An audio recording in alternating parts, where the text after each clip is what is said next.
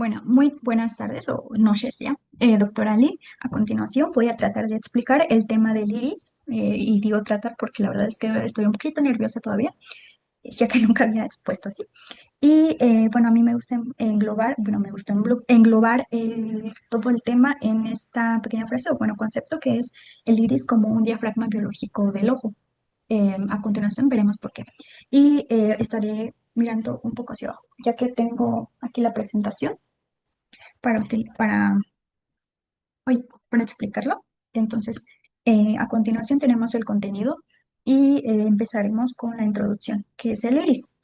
Bueno, el iris es una estructura delgada, circular y muy pigmentada, que en cuanto a su ubicación anatómica, encontramos que se ubica anterior al cristalino, es decir, esta la cara posterior del iris descansa ligeramente sobre la cara anterior del cristalino.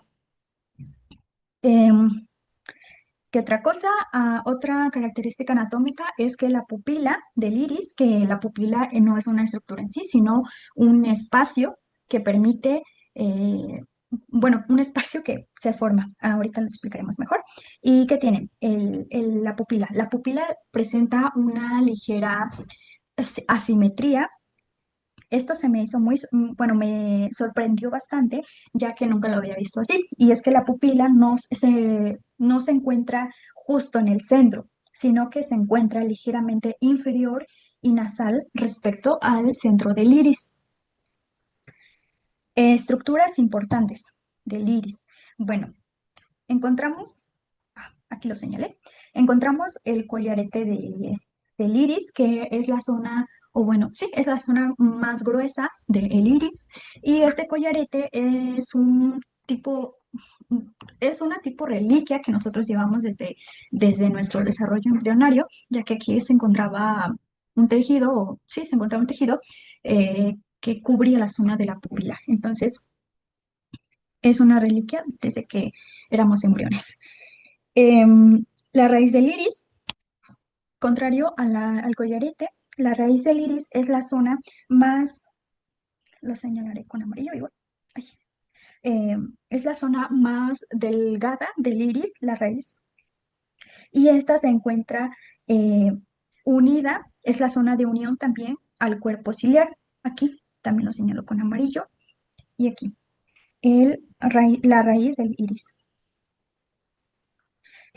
Esta zona es muy delgada y es muy delicada por lo mismo, ya que eh, frente a un traumatismo, por ejemplo, un golpe en el ojo o algo así, puede ocurrir el desprendimiento de esta zona, de la raíz, y se le llama iritodiálisis, la cual justamente ocurre por el desprendimiento desde la raíz del iris, y esto puede ser muy grave ya que puede provocar un sangrado, ya sea anterior o posterior o incluso a los dos lados, a ambos lados, y este sangrado puede provocar daños en nervios muy importantes e incluso la deformación del iris.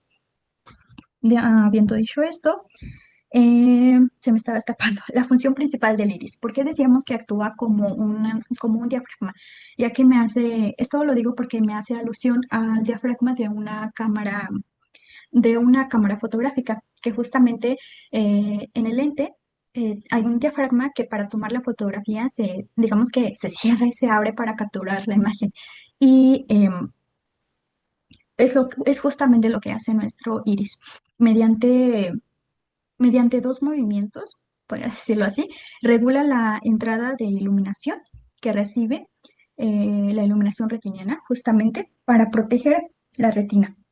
Estos dos movimientos son midriasis y miosis. Una pequeña memotecnia que me ayudó a comprender estos dos conceptos y memorizarlos justamente es mega y mini, ya que midriasis es lo que ocurre en condiciones de poca luz.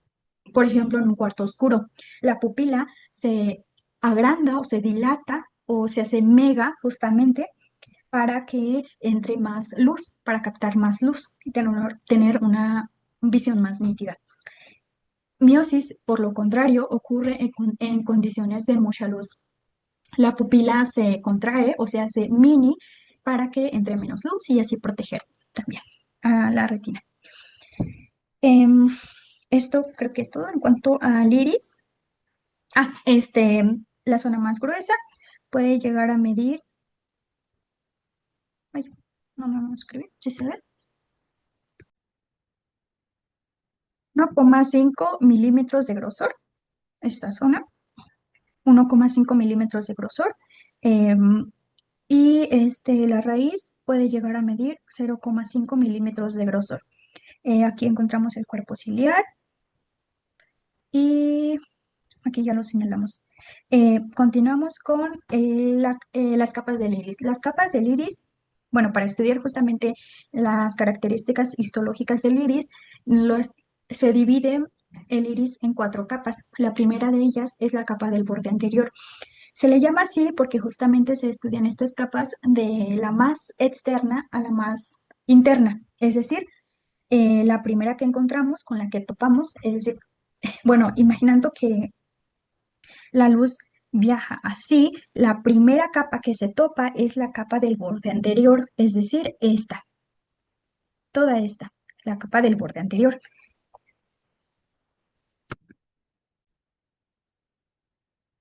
Y bueno, ¿qué es importante estudiar de la capa del borde anterior? Esta capa, de hecho, por algunos autores, no se considera como tal una capa, sino como una extensión o una condensación de la capa anterior, que es el estroma, y es por eso que se le considera como una condensación superficial del estroma. Esta capa está compuesta por dos células principales, que son los fibroblastos y los melanocitos pigmentados. Eh, sí, primero señalaremos en esta imagen. Eh, Esta es la capa anterior. Bueno, sí, la capa anterior. Encontramos estas células tienen una organización muy bonita, ya que se entrelazan de tal forma que encontramos a los fibroblastos de la parte más superior o en la parte más superficial, y debajo de ellos encontramos a los melanocitos. Entonces, en esta imagen, aquí encontramos los fibroblastos. Debajo de los fibroblastos encontramos a los melanocitos, que se encuentran entrelazados, formando así una especie de malla, y en la cual en estos melanocitos, justamente, bueno, justamente el grosor de esta capa puede variar, es decir, no es uniforme en todo el iris, sino que puede variar justamente gracias a estos melanocitos. La acumulación de muchos melanocitos puede formar las llamadas pecas. Y se les llaman pecas porque justamente tienen como un aspecto como elevado, como tipo montañitas por la acumulación de estos melanocitos. Y en la parte del borde anterior, señalaremos, creo que viene en una de estas imágenes más abajo, se forma algo muy curioso, que se forman, la disposición de estas células forman unas tipo criptas, que por ejemplo las criptas de Fuchs, aquí no se ven muy bien. Em, y estas criptas tienen una función que es permitir también el paso ay, ya, sí, el paso del humor acuoso. Em, Señalaremos en la imagen anterior, por ejemplo, eh, la capa anterior, que está señalada con la letra F, la iré marcando de amarillo. Entonces, esta es la capa anterior. Listo, esta es la primera capa. La segunda capa es el estroma y dentro del estroma encontramos el músculo del esfínter. El estroma es justamente, como yo lo imaginé, la capa más gruesa, la parte más gruesa del iris, que aquí lo remarcaré como de color azul. Esto, el estroma. ¿Y de qué está formado el estroma? Bueno, el estroma es un tejido conectivo que está formado por células pigmentadas y no pigmentadas, fibrillas de colágeno y una sustancia fundamental. Y bueno, ¿cuáles son estas células pigmentadas y no pigmentadas? realizaré aquí como un pequeño esquema, porque la verdad me fue un poquito más complicado escribirlo así, o bueno, esquematizarlo como yo lo tenía en mente. Y es que aquí en el estroma encontramos células, ay, sí, sí, células pigmentadas,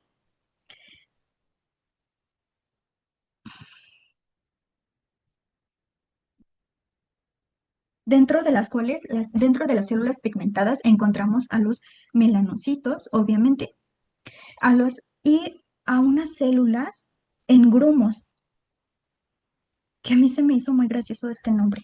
Bueno, estas células en grumos, sí, estas células en grumos justamente son células grandes, como su nombre lo indica, son células grandes y muy redondas y como se puede observar, de pigmentación muy, muy oscura. Y estas células se les considera incluso como un tipo de macrófagos alterados, ya que tienen la función como de limpiar eh, pigmento que se encuentra libre dentro del iris. Entonces, ya tenemos aquí como la parte encargada de la limpieza. Entonces, encontramos estas dos células y células no pigmentadas. De los nervios se me olvidó los acentos. Células no pigmentadas. Y dentro de las células no pigmentadas encontramos justamente a los fibroblastos, los linfocitos, macrófagos y mastocitos. Y mastocitos. Y mencionamos también que encontrábamos fibrillas de colágeno, casi muy similar a las capas de la córnea. Fibrillas de colágeno y la sustancia fundamental. Em, Algo más importante del estroma del iris. El músculo es el músculo del esfínter. El músculo del esfínter, que aquí se señala como de color rosita. Uy, está muy grueso. A continuación hablaremos más del músculo del esfínter. Y ah, eh, para continuar al músculo del esfínter, eh, cabe hablar sobre la vascularización de- del iris, que justamente aquí en el estroma encontramos vasos sanguíneos, como lo habíamos mencionado, y de dónde vienen estos vasos sanguíneos o por quién está irrigado. Bueno, esta vascularización o estos vasos sanguíneos son, son ramificaciones del círculo arterial mayor del iris. Este se ubica en el cuerpo ciliar, aquí en esta imagen, creo que en la anterior, en el cuerpo ciliar, que el cuerpo ciliar es en el cuerpo ciliar. Lo señalaré así. Aquí inicia, bueno, aquí se encuentra el círculo arterial mayor del iris. Em, Aquí sucede algo muy curioso. Los vasos sanguíneos, antes se pensaba que tenían como tal un tipo de túnica propia, pero no es así. Y bueno, ¿recuerdas la red de fibrillas de colágeno que habíamos mencionado? Bueno, estas están relacionadas con estos vasos sanguíneos, ya que estos vasos sanguíneos, digamos que están anclados a la red de las fibras de colágeno desde la raíz del iris y tienen una disposición radial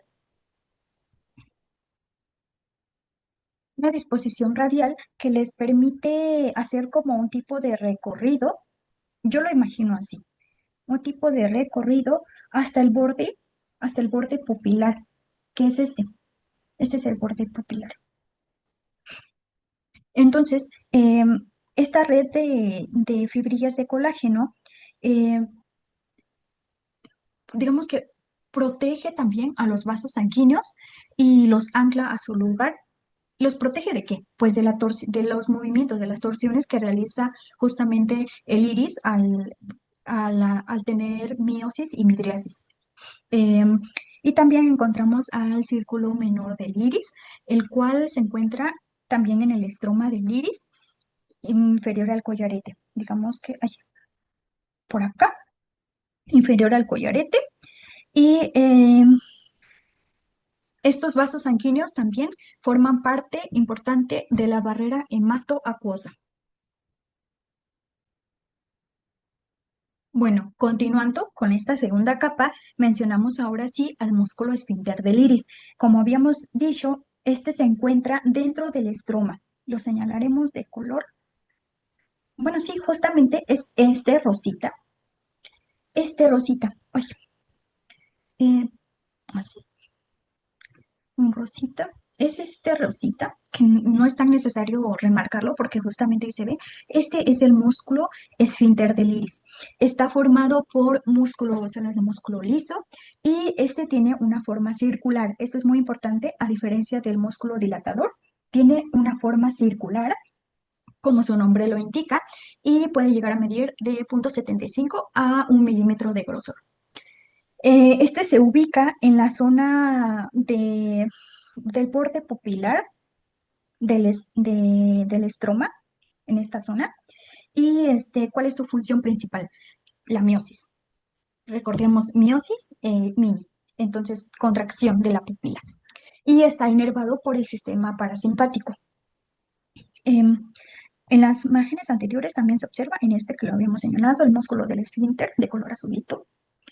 Y aquí también lo voy a señalar, el músculo del esfínter. A continuación, señalaremos las diferencias del músculo esfínter y del músculo dilatador, que son los dos músculos protagonistas de, del iris. Estos dos músculos. Y em, en esta imagen podemos señalar el estroma. El estroma, todo esto, el estroma que se continúa hasta la raíz del iris.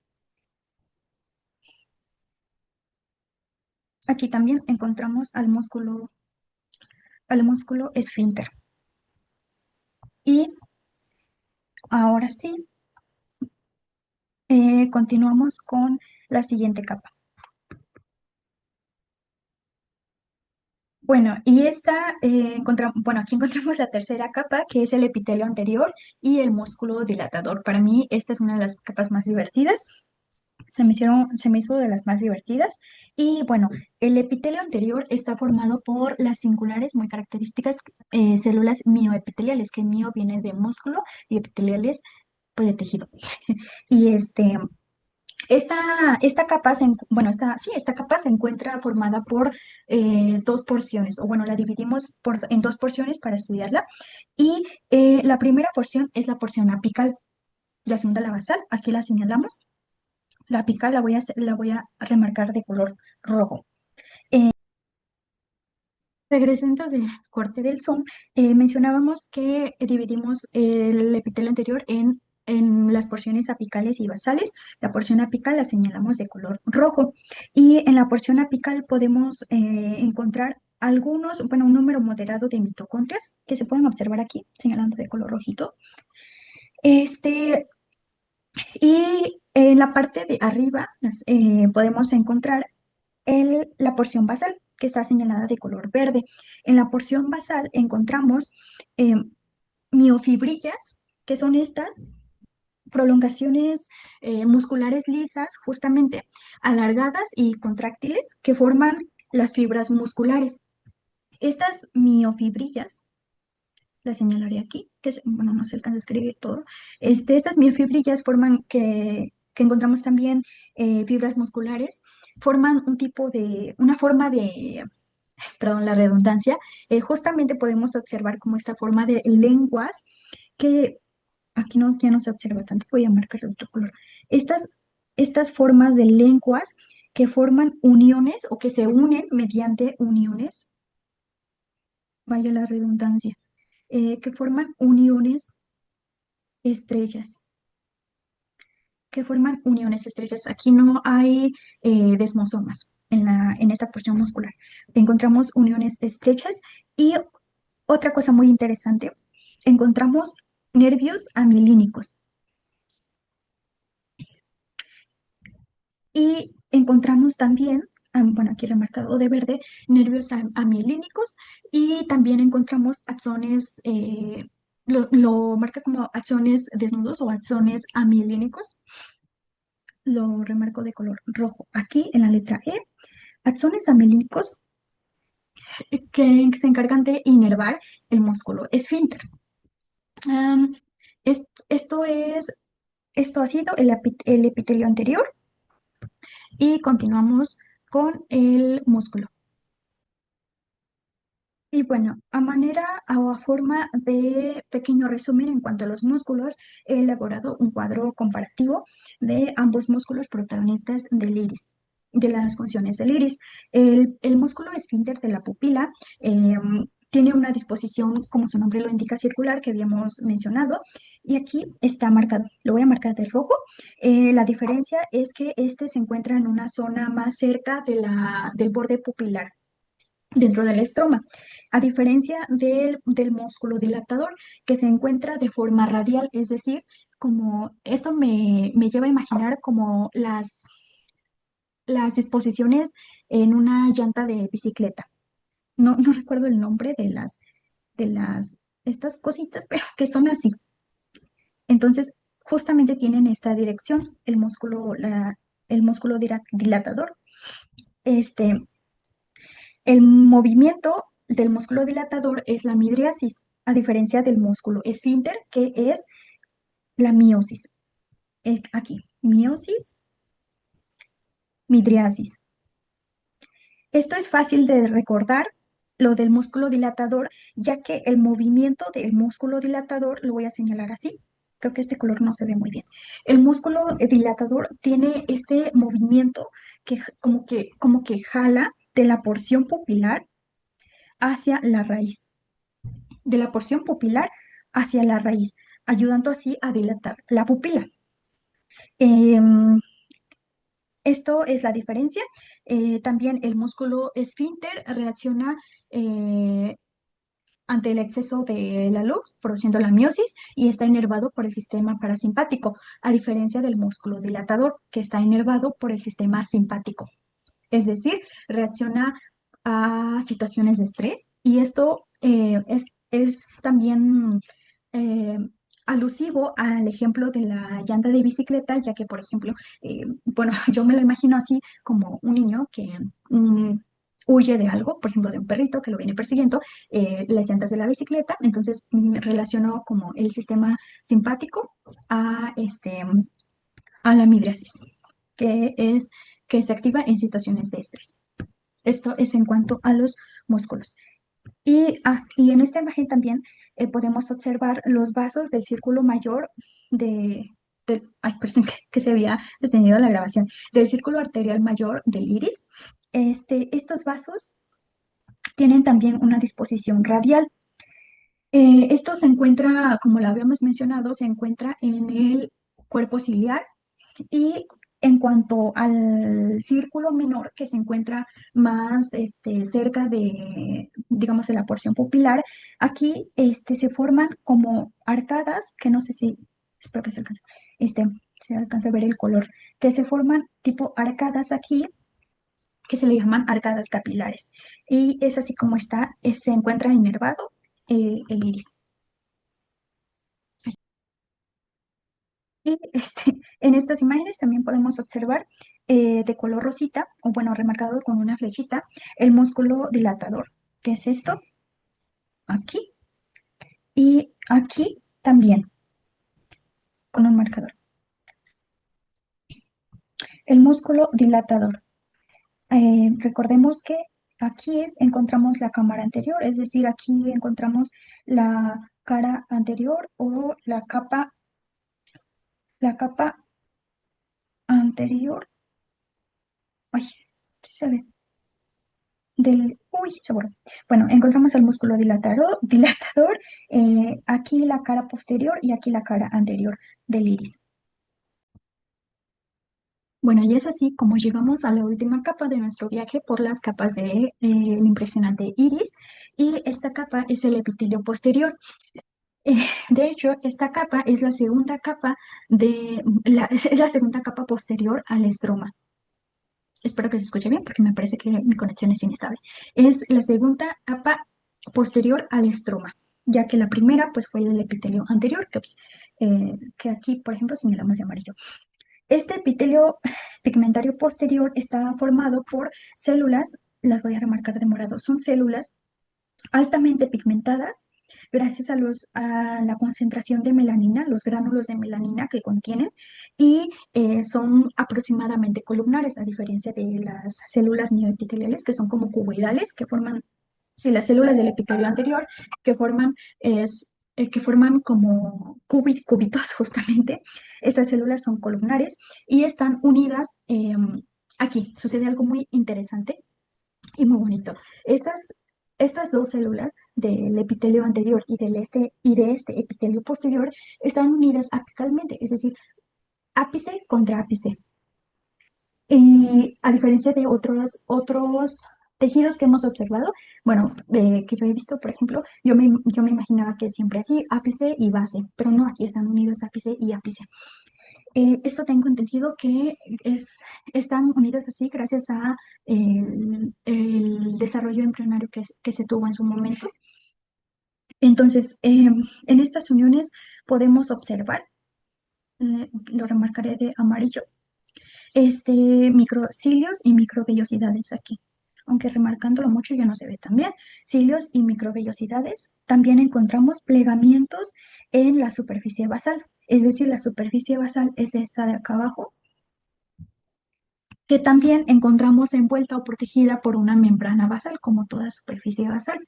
Este, en- eh, entonces, entonces, la superficie apical es esta, aquí, y la superficie basal o la cara basal de las células, aquí. Encontramos muchos gránulos de melanina. Bien, regresando de nuevo del corte del Zoom, mencionábamos que en estas células de nuestro epitelio pigmentario posterior encontramos a lo largo de su citoplasma organelos como, los voy a señalar, organelos como aparato de Golgi, retículo endoplásmico, específicamente de tipo rugoso, y ribosomas agrupados. Espero que se alcancen a observar porque mis capturas no son tan nítidas, así como mitocondrias. em, Y quería mencionar también que los gránulos de melanina, a ver, estos gránulos de melanina son los que le dan esta tonalidad o esta concentración muy pigmentada en cuanto a las fotografías de cortes histológicos. Por ejemplo, aquí encontramos, aquí, bueno, vamos a señalar, aquí señalamos el epitelio posterior, muy pigmentado, a diferencia del epitelio anterior, en donde... ¡Uy! En donde se ve más, con menos pigmentación, a diferencia de este epitelio posterior, y donde encontramos, sí que iba a decir, en esta fotografía también, aquí observamos más pigmentado el epitelio posterior, a diferencia de de este epitelio anterior, y sobre todo en esta fotografía se mira muy bonito. Recapitulando las capas que hemos visto, de amarillo, la capa del borde anterior, espero que se observe bien. La capa del borde anterior, de azul cielo, el estroma junto con el músculo esfínter, del esfínter, y aquí se pinta de amarillo, pero no se observa muy bien. Espero que ahí. Aquí la capa anterior del iris. Espero que se observe bien, porque mi captura se ve borrosa.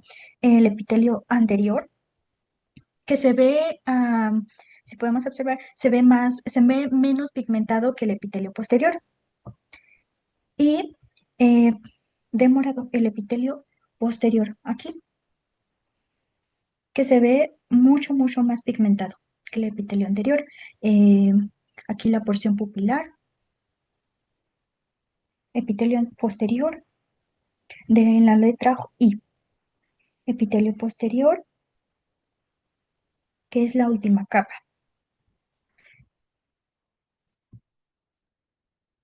En la letra J, el epitelio anterior, junto con el músculo dilatador, eh, que es la capa número 3. En la capa número 2 encontramos el estroma junto con el músculo esfínter, y en nuestra primera capa, la capa del borde anterior, borde anterior del iris. Eh, entonces, es así, recapitulando, y este ha sido nuestro epitelio posterior. Em, Creo que he mencionado lo suficiente. En esta última imagen del iris, podemos encontrar, bueno, podemos encontrar muy bien, todo, a manera de resumen, todas las capas que hemos observado, empezando desde la parte más anterior que mencionábamos, la capa del borde anterior, que se observa como esponjosita, formada por fibroblastos y mastocitos.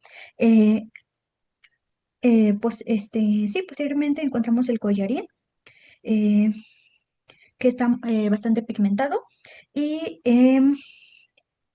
encontramos, encontramos de forma circular el músculo del esfínter, que formaría parte del estroma.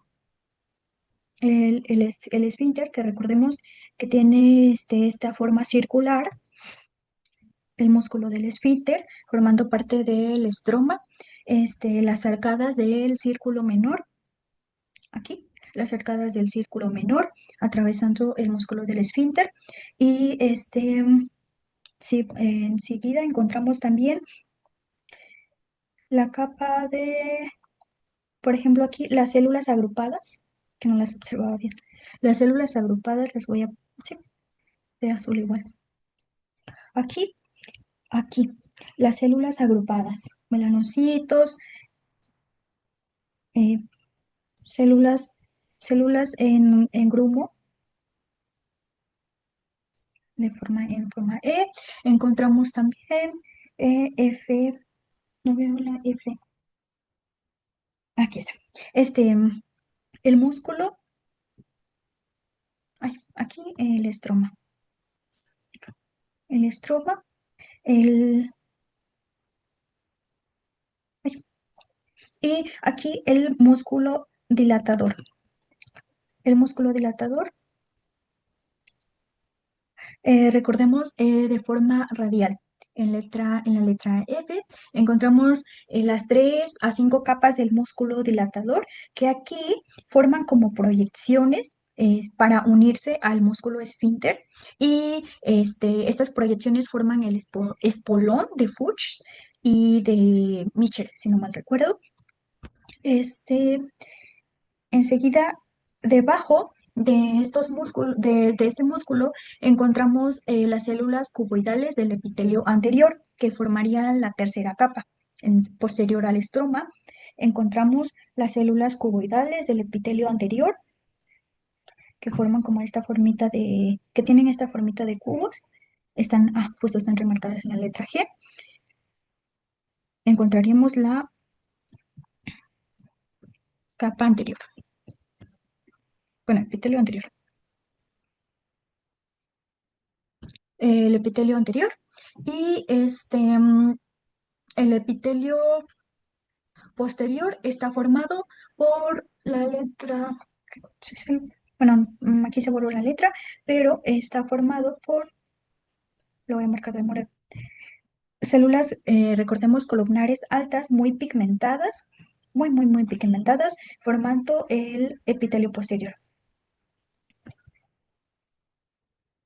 Formando el epitelio posterior, recordemos que están unidas apicalmente, ápice con ápice, y aquí, el epitelio anterior. Y así hemos concluido las cuatro capas de el iris. Y enseguida, bueno, para terminar, ¿qué le da color a los ojos? Porque tenemos ojos azules y marrones. Bueno, la verdad es que a mí este tema, bueno, este subtema me resultó demasiado interesante, aunque me quedaron algunas dudas todavía, ya que mm, me cuesta un poquito en la parte de la física. Sin embargo, lo que comprendí de este subtema es que depende el color de los ojos, o bueno, la clave para comprender por qué hay diferentes colores en por qué encontramos diferentes tonalidades de iris. em, la clave está en no verlo como un pigmento que ya está naturalmente dentro del iris. No hay pigmentos azules, cafés o verdes, sino más bien esto depende de la cantidad y de pues sí, de la concentración de melanina que encontramos, sí, de la concentración de los gránulos de melanina que encontramos en el estroma, la segunda capa del iris. Y esto se debe a que hay una combinación de esta cantidad, es decir, la característica biológica y predisposición genética de esta cantidad de melanina y un efecto gracias a la física. Este efecto se le llama la dispersión de Rayleigh y este efecto se logra gracias a que la luz incide, obviamente incide en el iris y aquí ocurre un efecto físico, el cual permite, por ejemplo, para explicarme mejor, eh, usaremos dos ejemplos, ojos azules y ojos marrones. En los ojos azules encontramos pocos o menos concentración de gránulos de melanina y esto permite o esto produce una dispersión de la luz, no se absorbe toda la luz. Entonces, lo que nosotros observamos o la ilusión óptica en que nosotros obtenemos o sí, vemos en los ojos de esta persona de ojos azules es justamente ese color azul y esto por la dispersión, una dispersión de luz.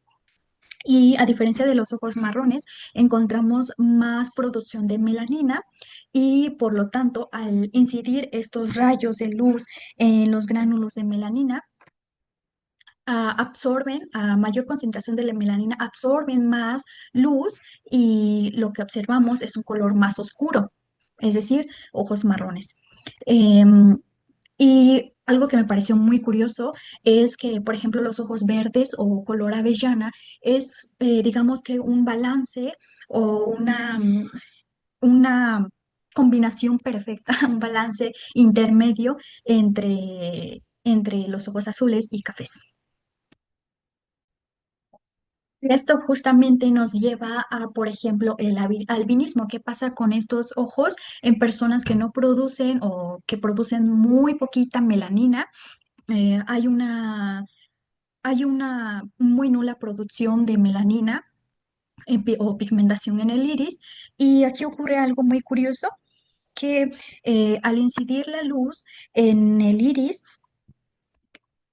la luz atraviesa y rebota en la retina. Y como la retina está llena y bueno, es una capa muy rica en vasos sanguíneos, la luz al rebotar lo que nosotros observamos es un iris color rosado o incluso rojo por justamente esta falta de pigmentación en el iris en personas con albinismo. Y en el artículo encontramos varios comentarios clínicos que la verdad me parecieron muy interesantes y desconocía en su totalidad. Por ejemplo, la iridodiálisis que habíamos mencionado en un inicio, que consiste en un desprendimiento parcial del iris. En la sinequia anterior, perdón, la sinequia que se divide en anterior y posterior, esto porque la sinequia hace alusión a una adhesión del iris en una adhesión del iris en un lugar donde no debería ser. Y aquí es donde se divide anterior-posterior. Se podría adherir anterior, por ejemplo, a la córnea. Y ahí sería una sinequia anterior. Y, por ejemplo, a una adhesión al cristalino sería una sinequia posterior. Por ejemplo, aquí usando este ejemplo, la sinequia posterior se menciona que